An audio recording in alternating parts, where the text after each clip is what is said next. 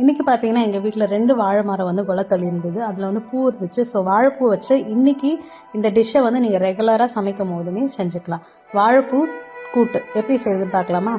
எண்ணெய் ஊற்றிக்கோங்க, கடுகு போட்டுக்கோங்க, கொஞ்சோண்டு சீரகம் போட்டுக்கோங்க, பச்சை மிளகாய் 2, காஞ்ச மிளகாய் 2, கொஞ்சோண்டு கருவேப்பிலை. இது எல்லாமே கொஞ்சம் பொரிஞ்சு வந்ததுக்கப்புறமா கொஞ்சோண்டு வெங்காயம் ஆட் பண்ணிக்கோங்க, கொஞ்சோண்டு சால்ட் ஆட் பண்ணிட்டு வெங்காயம் வதங்கினதுக்கு அப்புறமா கொஞ்சோண்டு தக்காளி ஆட் பண்ணிக்கோங்க.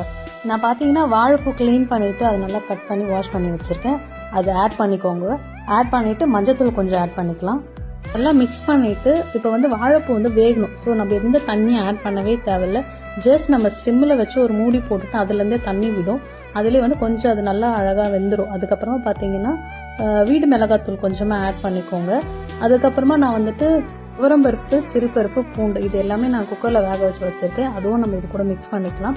அதுக்கப்புறமா கொஞ்சம் நல்லா எல்லாமே நல்லா மிக்ஸ் ஆகிட்டு நல்லா பாயில் ஆனதுக்கப்புறமா தேங்காவை அரைச்சி இதில் மிக்ஸ் பண்ணிக்கலாம். மிக்ஸ் பண்ணிவிட்டு கொத்தமல்லி போட்டு இறக்கிட்டோன்னா செம்மையான டேஸ்டான வாழைப்பூ கூட்டு ரெடி. இதை வந்து நம்ம வெறும் சாதத்துலேயே வந்து பிசைஞ்சு சாப்பிட்டு இல்லை ஏதாவது ஒரு குழம்புக்கு வந்து சைட் டிஷ்ஷாகவும் நீங்கள் யூஸ் பண்ணிக்கலாம்.